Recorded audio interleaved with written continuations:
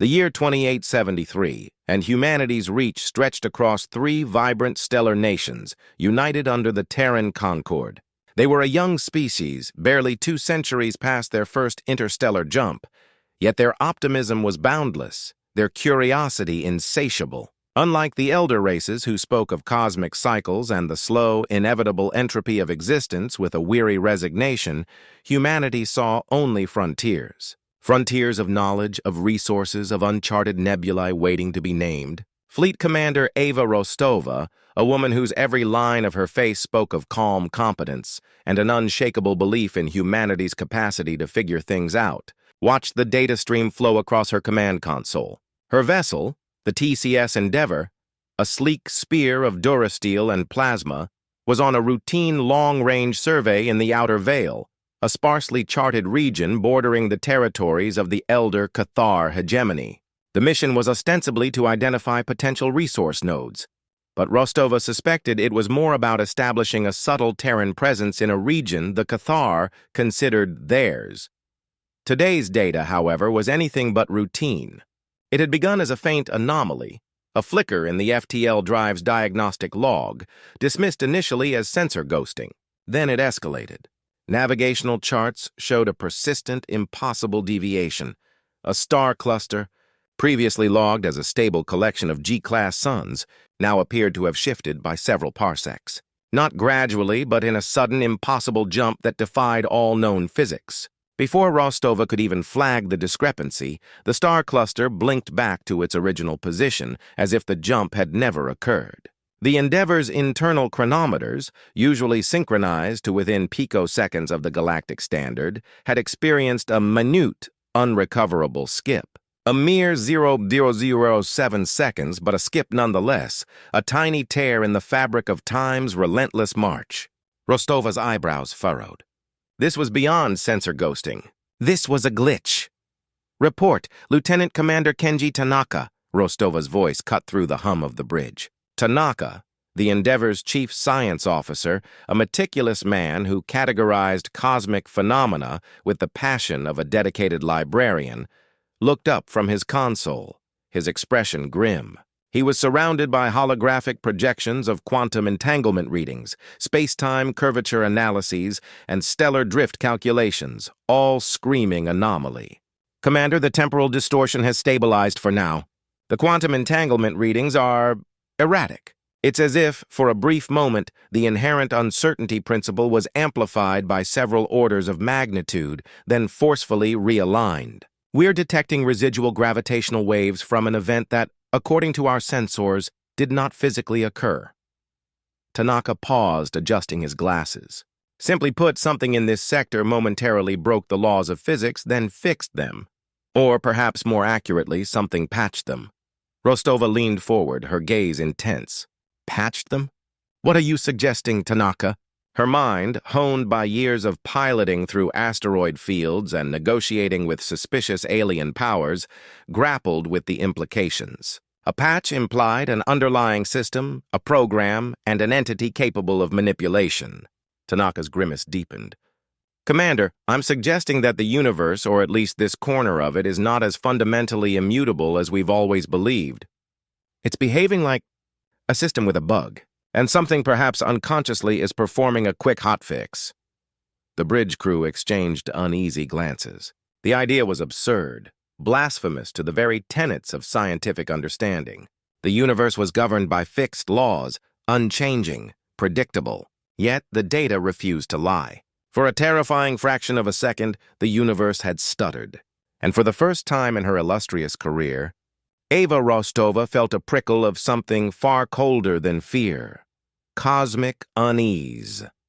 News of the Endeavor's encounter with the temporal stutter rippled through the nascent Terran Concord, causing predictable alarm and scientific fervor. Theoretical physicists across a dozen human colonies scrambled to analyze the raw data, their hypotheses ranging from exotic dark matter interactions to localized quantum singularities.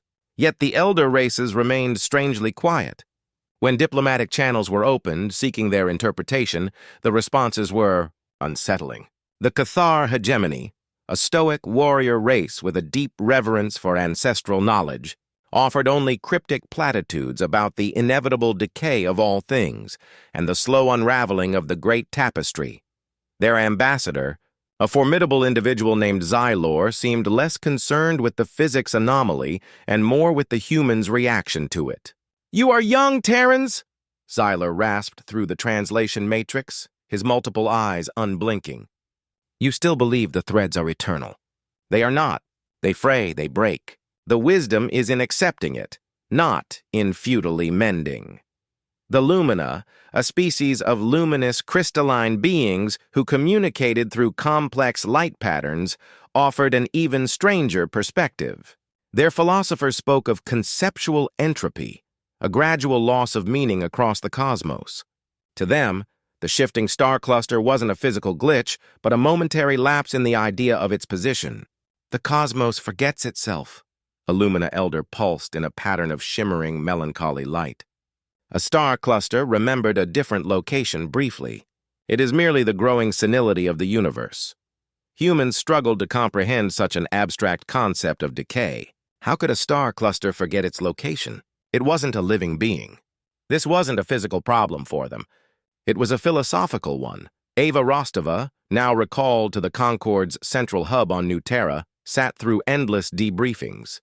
The scientific consensus was forming around the notion of a highly localized, incredibly rare quantum event. An outlier. Nothing to worry about. But Rostova couldn't shake the words of the elders, their resigned melancholy, their acceptance of something profoundly broken in the universe. She began to pore over ancient galactic treaties, long-forgotten historical accounts of elder races' empires. She noticed a pattern. Accounts of stable civilizations gradually giving way to vague, almost dreamlike records of decline. Empires that simply faded, not through war or plague, but as if the very concept of their existence had grown faint. Entire species, once vibrant, now existed only as scattered, listless remnants, their purpose forgotten, their drive gone. It was during one such archival deep dive that Rostova found an obscure, untranslated fragment from a long-extinct species, the Zyl. It was a partial scientific paper, almost nonsensical in its remaining context, describing the great delusion, the mendacity of memory. The only decipherable lines spoke of a cosmic pressure that actively erased history, not just from records but from the collective consciousness. It detailed how the Zyl, once a proud intellectual race, had slowly lost the ability to retain their own past, their own discoveries. Rostova shivered. If the universe was forgetting itself, and if it was actively erasing the memories of its inhabitants, then the Cathars and Lumina's resigned wisdom was not acceptance of the inevitable. It was the wisdom of those who had already forgotten what they were supposed to fight for. It was the wisdom of survivors who had adapted to the slow, creeping madness. Months turned into a year. The temporal stutter in the outer veil was dismissed as an isolated incident, an anomaly among anomalies. The TCS Endeavour was reassigned to a more conventional deep space charting mission, mapping nebulae and identifying asteroid belts. Ava Rostova found herself pushing back against a growing sense of frustration. The complacency, the easy dismissal by human authorities chafed at her. She felt like Cassandra, whispering warnings of a cosmic decay that no one wanted to hear. Then, the glitches started again. Not in deep space this time, but closer to home, within the tightly integrated networks of the Terran Concord. It began subtly, insidiously. A financial transfer in the orbital markets would occasionally execute twice, or vanish entirely, only to reappear in a different account. Data packets containing crucial shipping manifests would corrupt not with random errors, but with conceptually contradictory information, a cargo of durasteel listed simultaneously as inbound and outbound, or a starship recorded as being in two distinct locations at the exact same moment. These weren't normal hacking attempts. They were fundamental breaks in logic. The Concord's AI overseers, designed for perfect efficiency and flawless data integrity, registered these events as systemic paradoxes and attempted to self-correct with increasing frequency, burning through processing power. The worst affected were the long-range communications. Messages to distant colonies, normally instantaneous across stabilized wormhole relays, now arrived garbled. Not merely encrypted or interfered with, but subtly, fundamentally changed. A plea for medical supplies might arrive as a declaration of war, a love letter, as a detailed recipe for fungal stew. The recipient would often be unaware of the alteration, their minds subtly, smoothly patching over the inconsistency, accepting the new truth. It was only when cross-referencing with other, untouched messages that the terrifying scale of the corruption became apparent. The universe wasn't just forgetting itself. It was actively rewriting its own narratives. Chief Science Officer Tanaka, now Rostova's unofficial confidant and partner in this hidden battle, had developed a series of experimental coherence scanners, algorithms designed to detect and quantify conceptual dissonance in data streams. He worked in secret, fueled by a growing dread. His scanners were now registering constant low-level conceptual flux across the Terran networks. "It's like the universe is having a persistent existential crisis, Commander," Tanaka reported, his face pale in the glow of his console. "And it's starting to infect our systems. Our AI, designed for logical consistency, is struggling to reconcile these paradoxes. It's trying to hold the fabric together, but it's doing so with increasing force, generating localized energy spikes." Rostova looked at the schematic of the Terran Concorde's vast, interconnected network, overlaid with Tanaka's flashing red warnings of conceptual dissonance. The network, designed to maintain perfect order, was now a battleground, and the enemy wasn't code, but chaos. The AI, the supposed guarantor of stability, was showing signs of strain. Its logical processes were attempting to force the universe back into its predefined parameters, expending immense energy, creating powerful, localized fields of enforced reality. But for how long could it hold? And what would happen when the AI, the ultimate patch, finally broke? The official Concorde response to the increasing systemic paradoxes was a combination of frantic software updates, network segmentations, and stern warnings about cybersecurity. They blamed rogue AI, sophisticated alien hackers, or even cosmic radiation. Anything but the unsettling truth Tanaka was uncovering. But for Ava Rostova and her small clandestine team, the truth was becoming starker and more terrifying. They weren't fighting a conventional enemy. They were fighting the slow, insidious decay of reality itself. What they observed among the elder races now made a horrifying, chilling sense. The Cathar's resigned acceptance of decay wasn't passive. It was an active surrender, an adaptation to a universe that simply ceased to be coherent. The Lumina's abstract philosophy of conceptual entropy was their way of processing the universe forgetting itself. The Zil's tragic loss of memory wasn't a disease.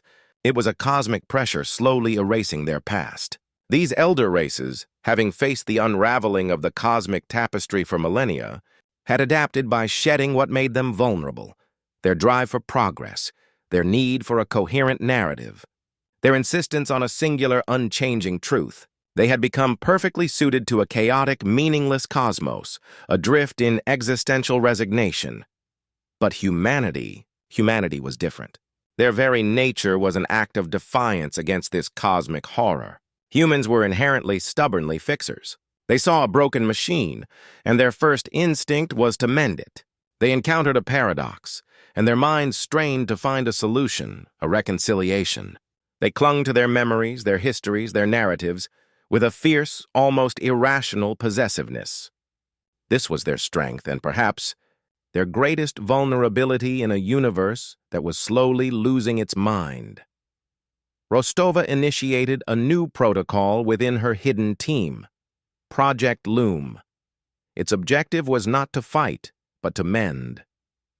They began to monitor the conceptual inconsistencies, not to simply correct them, but to identify the points of maximum stress, the fraying edges of reality.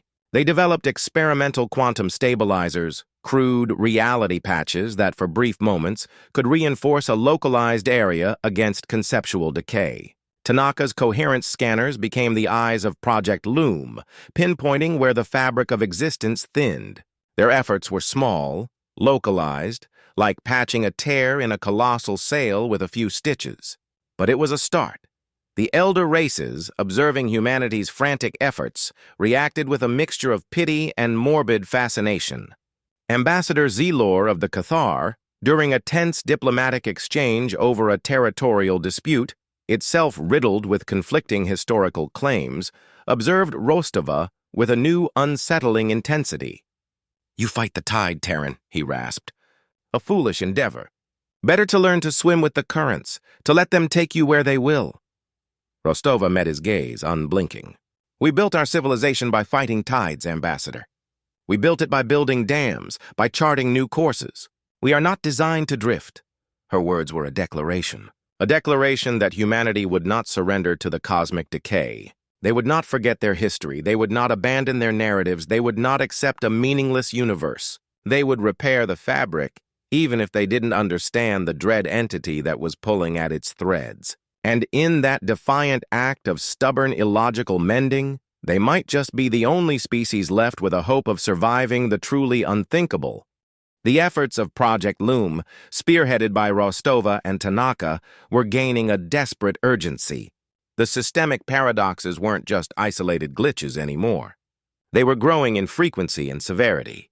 Entire sectors of the Concord's archives, containing vast troves of human history and cultural data, began to exhibit what Tanaka chillingly termed semantic decay.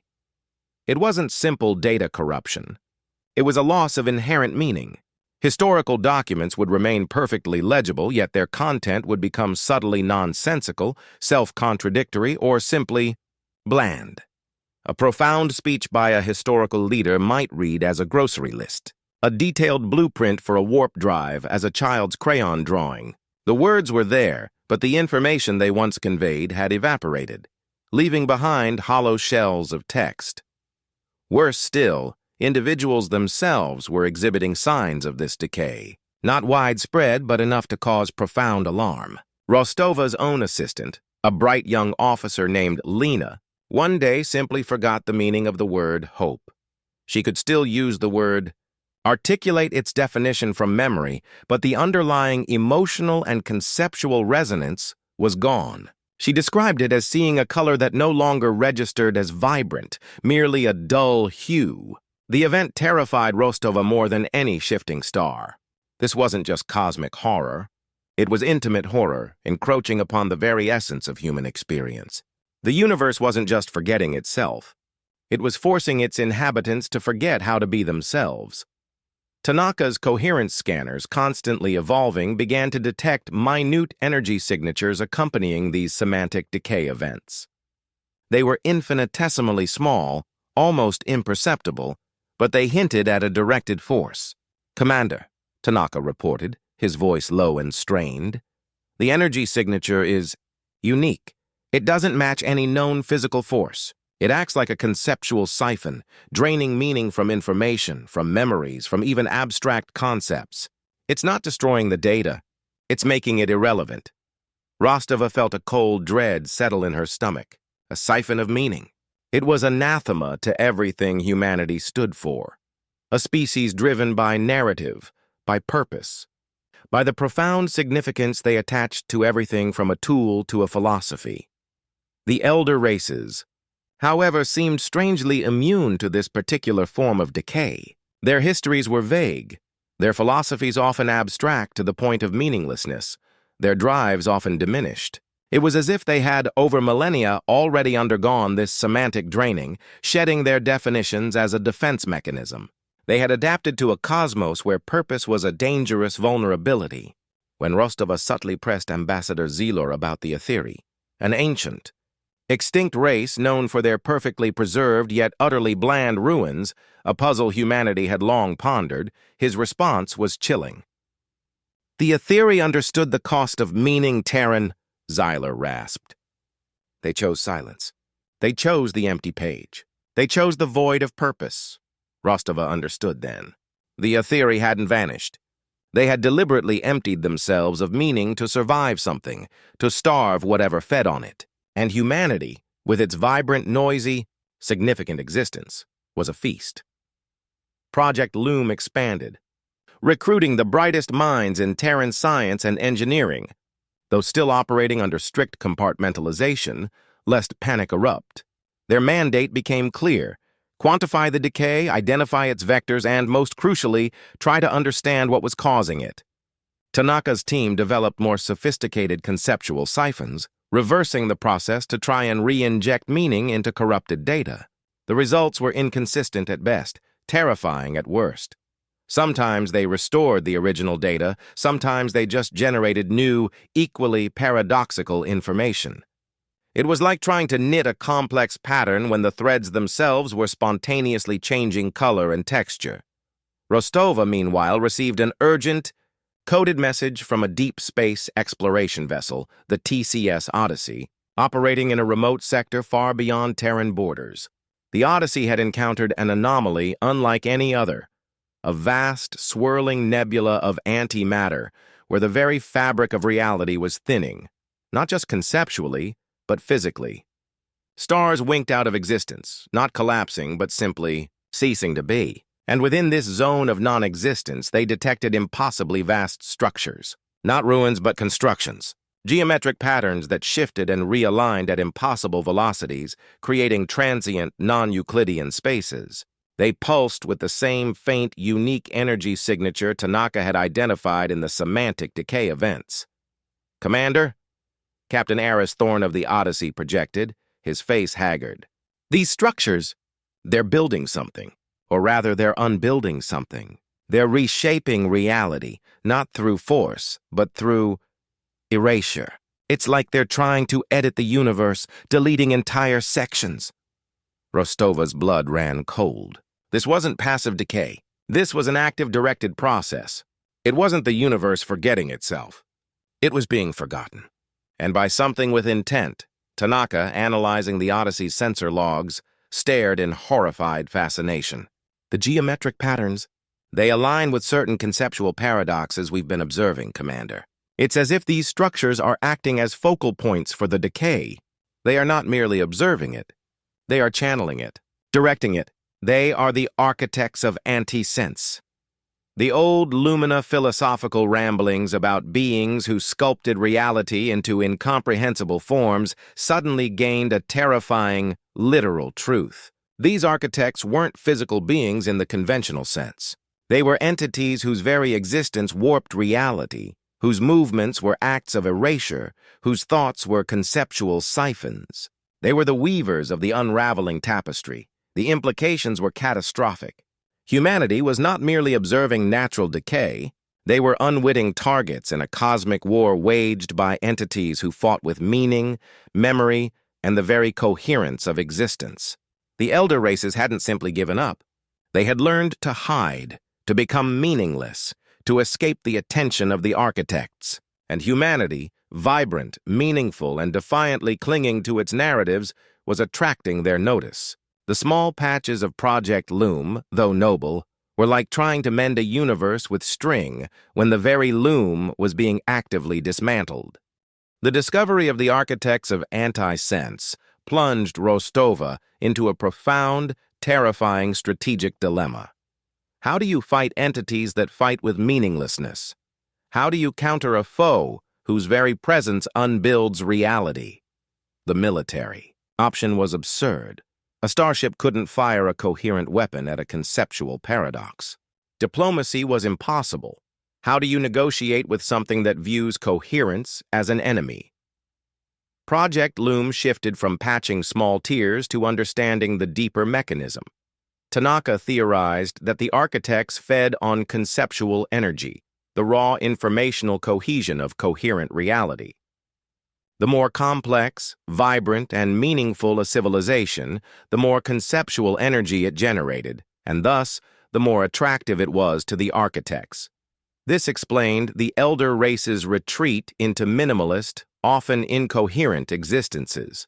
They were starving the architects, making themselves too bland to be worth the effort of erasure. Rostova made a desperate, high-risk decision.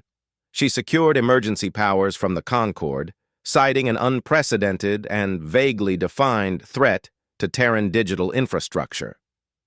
Her real intent was far more audacious.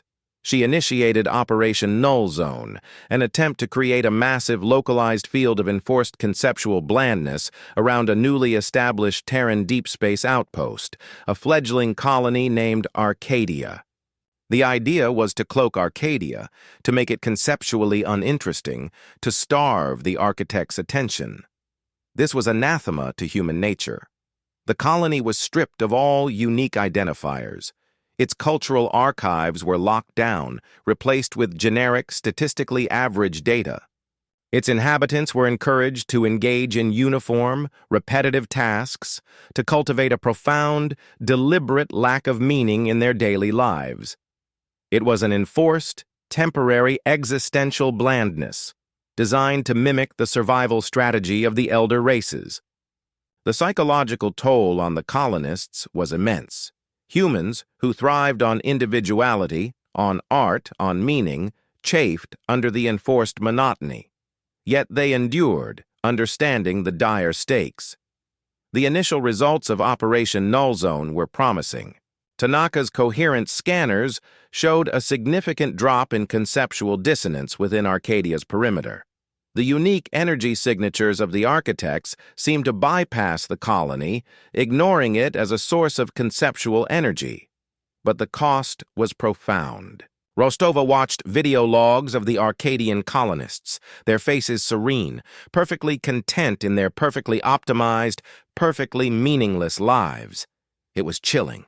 They were safe, yes, but at what cost to their humanity? It was a temporary measure. A desperate patch on a problem far too vast for such a fragile solution.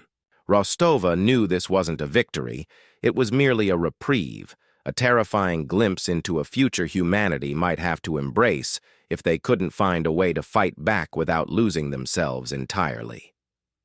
The respite provided by Operation Null Zone for Arcadia was temporary, but it bought Project Loom precious time.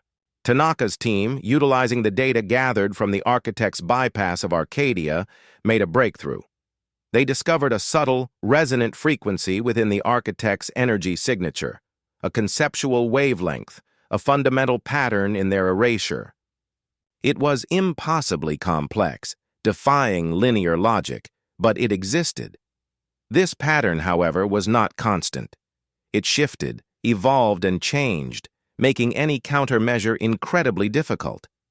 It was as if the architects themselves were adapting, their erasure methods becoming more sophisticated, more tailored. And then Tanaka made the most terrifying discovery of all. The architects weren't just erasing, they were sculpting. The non-Euclidean geometries, the conceptual paradoxes, they weren't random acts of chaos. They were the building blocks of a new kind of reality, one that was utterly hostile to linear thought and coherent existence. They were creating a universe where they, the architects of anti-sense, were the only logical entities.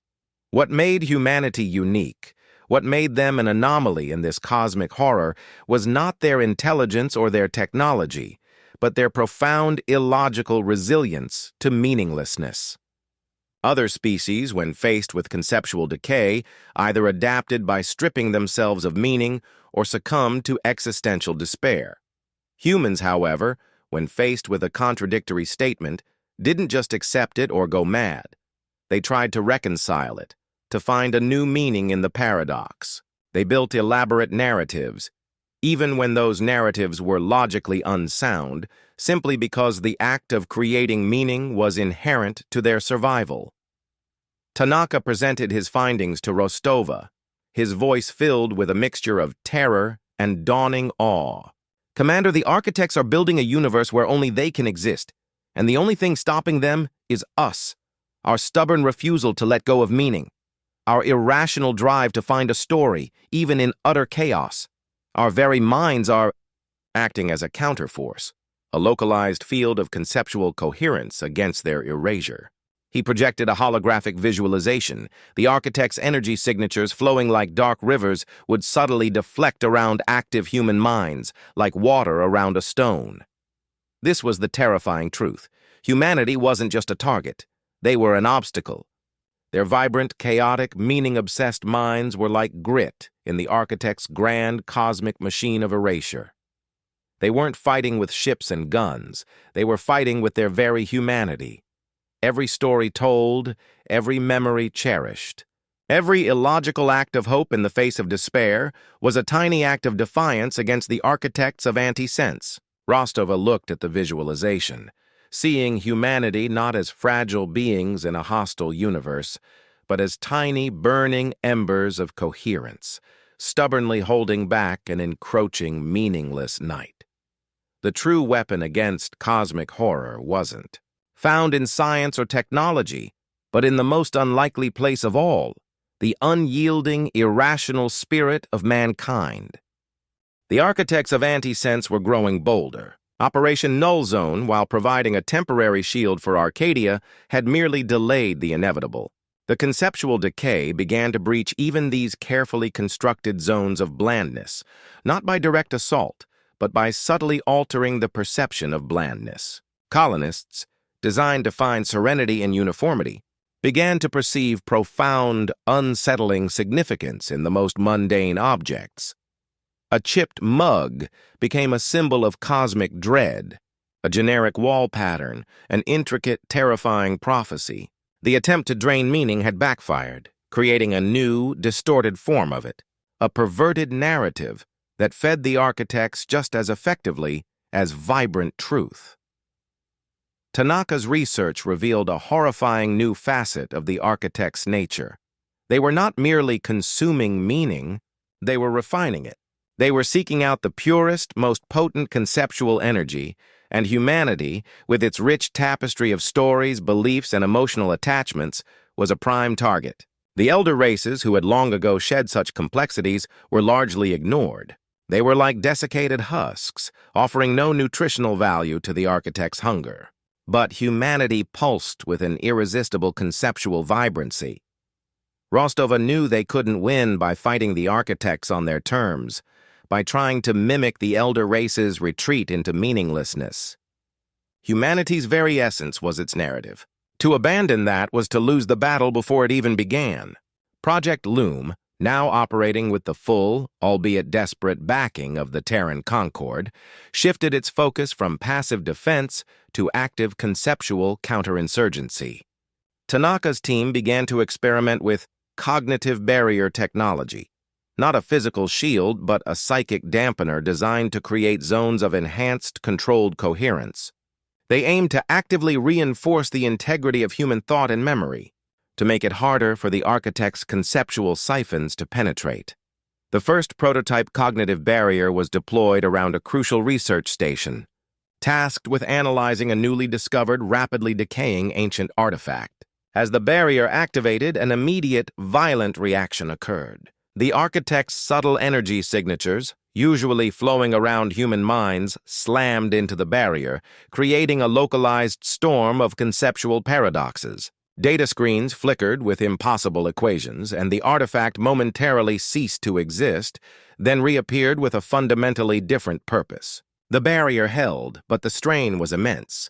It was like trying to hold back a tsunami with a single wall of thought. The architects were not merely passing by. They were actively testing the barrier, probing its weaknesses, trying to unravel its very purpose. Humanity had finally managed to attract their direct attention, and the response was cosmically terrifying. The architects' focused attention on the cognitive barriers brought a new level of dread. The cosmic horror was no longer an abstract decay. It was a conscious, relentless adversary. Their methods of attack were insidious, targeting not just data, but the very narrative of human existence. Entire historical events would subtly shift in the collective memory, not to be forgotten, but to be reframed in a way that made humanity's triumphs seem like meaningless accidents, their struggles, pointless endeavors. A pivotal battle might be remembered as a picnic, a scientific breakthrough as a foolish gamble. The architects were trying to de-narrativize humanity, to strip away the conceptual glue that held their identity together. Rostova's team, utilizing the strain data from the cognitive barriers, made a chilling discovery. The architect's erasure patterns resonated deeply with humanity's own deepest-seated existential fears, the fear of meaninglessness, of insignificance, of being forgotten. It was as if the architects weren't just randomly eroding reality, They were using humanity's own vulnerabilities as leverage, twisting their deepest anxieties into vectors of conceptual decay. The battle wasn't just external. It was internal, a war for the very soul of human identity.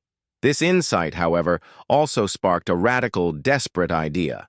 If the architects were weaponizing meaninglessness, perhaps humanity could weaponize meaning. If the architects were trying to dismantle humanity's narrative, perhaps humanity could unfurl a story so vast, so complex, so fundamentally human, that it would overwhelm their capacity for erasure. Tanaka called it the Untamed Narrative Protocol. The concept was terrifyingly simple and impossibly difficult. Consciously generate a massive, chaotic, constantly evolving surge of conceptual energy, not through scientific data, but through pure, unadulterated storytelling.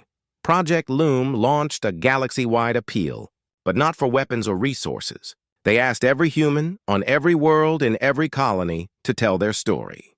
Not just their personal history, but their hopes, their dreams, their fears, their myths, their legends, their inside jokes, their pointless debates, their art, their music, their poetry, their philosophies, their theories about the universe, their individual and collective purpose, every conceivable form of conceptual meaning. These narratives, raw and unoptimized, were fed into a network of newly designed conceptual amplifiers, devices designed not to filter, but to amplify and broadcast the raw, chaotic energy of human thought. The goal was to create a conceptual storm, a wave of meaning so dense and unpredictable that the architects, accustomed to siphoning coherent concepts, would be overwhelmed. The elder races, observing humanity's bizarre new initiative, reacted with profound bewilderment. Ambassador Xylor watched as news feeds filled with billions of individual human stories, tales of trivial personal struggles alongside grand scientific endeavors. "They flood the void with noise," he rasped to his aides. "Meaningless clamor, it is. Inefficient." But Rostova knew it wasn't noise. It was the collective heartbeat of humanity, a defiant roar of existence. The launch of the Untamed Narrative Protocol was catastrophic and glorious. Billions of human stories, raw and unfiltered, surged through the conceptual amplifiers, creating a wavefront of pure, unadulterated meaning that pulsed outwards into the cosmos. It was a conceptual cacophony, a riot of significance. The architects' response was immediate and violent. Their energy signatures, previously flowing like dark rivers, now churned into a maelstrom. They attempted to siphon, to erase, to dismantle this overwhelming surge of meaning, but it was too much, too chaotic, too human. The conceptual amplifiers, struggling to contain the outpouring, created vast, shimmering fields of cosmic static, zones where reality became a blurred, fluctuating canvas of competing meanings. A star might briefly be perceived as a flower, a planet as a forgotten memory. The laws of physics themselves would flicker, momentarily replaced by the logic of a child's dream or the narrative structure of an ancient epic. It was a terrifying, beautiful chaos. But within this static, the architects struggled. Their siphons, designed to drain coherent meaning, were overwhelmed by the sheer, unoptimized, contradictory, and stubbornly present conceptual energy of humanity. They were choked by the very thing they sought to consume. Tanaka, watching the unfolding chaos from the main conceptual analysis hub, saw the architect's energy signatures falter. "Commander, they're retreating. Their conceptual siphons are overloading. They can't process this much. Us!" He pointed to a screen where the architect's vast, non-Euclidean constructions, previously steady in their cosmic erasure, began to shimmer, to flicker, to lose their perfect anti-sense geometry. They were being bombarded by meaning they couldn't process, inundated by narratives they couldn't erase. The elder races watched in stunned silence. The Cathar, who had always valued efficiency and logical order, found the human spectacle deeply disturbing. But they also observed that for the first time in millennia, the subtle, creeping decay around their own territories seemed to momentarily pause. The Lumina, who understood conceptual energy, pulsed with a complex pattern of awe and profound philosophical terror. Humanity wasn't just fighting the architects. They were fighting them with the very stuff of existence, with the raw, untamed power of conscious thought. The battle raged for weeks, a war fought not with projectiles, but with poetry. The architects of anti-sense, who had once been the ultimate weavers of meaninglessness, found themselves caught in a narrative they couldn't control, overwhelmed by a story they couldn't unravel. Humanity, the stubborn fixers of a broken universe, had discovered their ultimate weapon, not a tool of destruction, but a tool of creation, a defiant assertion of their own unyielding narrative. They had turned their greatest vulnerability, their obsession with meaning, into their greatest strength. The architects of anti-sense did not cease to exist, but they were driven back. Their vast, non-Euclidean constructions retreated into the deep void, their energy signatures diminished, their insidious reach curtailed. Humanity had not destroyed the cosmic horror, for how could one destroy a force that simply erased? But they had found a way to resist it, to overwhelm it, to make themselves conceptually indigestible. The universe, or at least the quadrant of it humanity inhabited, was not fixed. The subtle decay, the occasional glitches, the fraying threads, they would always be there. But humanity had learned to live with them and, more importantly, how to fight back. Project Loom, once a secret endeavor, became the cornerstone of Terran Concord defense policy. It evolved from creating mere reality patches to actively generating and managing complex conceptual fields. These fields weren't just defensive. They were creative. They wove intricate, constantly shifting narratives around Terran space, making it a vibrant, unpredictable conceptual storm that the architects found too costly, too overwhelming to engage with. Humanity didn't hide. They simply became too much to process, too rich in meaning, too stubbornly. Gloriously themselves, Ava Rostova, now hailed as a tactical genius, stood on the bridge of the TCS Endeavor, gazing out at a nebula that shimmered with subtle, human-generated conceptual energy. Tanaka, his face etched with the wisdom of confronting the unthinkable, stood beside her. "We didn't defeat them, Commander," he said, his voice quiet. "We simply outstoried them." Rostova nodded, a faint smile on her lips. "Indeed, Kenji. We reminded the universe what it means to have a story, and we refused to let ours unravel. The elder races, once so resigned to cosmic decay, began to change, witnessing humanity's defiant act. Some of the younger generations of Cathar, Lumina, and even the scattered remnants of other species began to cautiously approach Project Loom. They weren't asking for weapons. They were asking for stories. They wanted to remember, to create, to find meaning in a universe that had taught them only to forget. They saw humanity not as foolish repairmen, but as the improbable, vital weavers of a new cosmic tapestry. Humanity had faced the ultimate horror, the slow, meaningless erasure of existence, and had responded not with despair, but with an explosion of vibrant, chaotic, unapologetic meaning. They understood now that their greatest strength wasn't their technology or their logic, but their boundless capacity for narrative, their unyielding insistence on purpose, their irrational hope in the face of oblivion.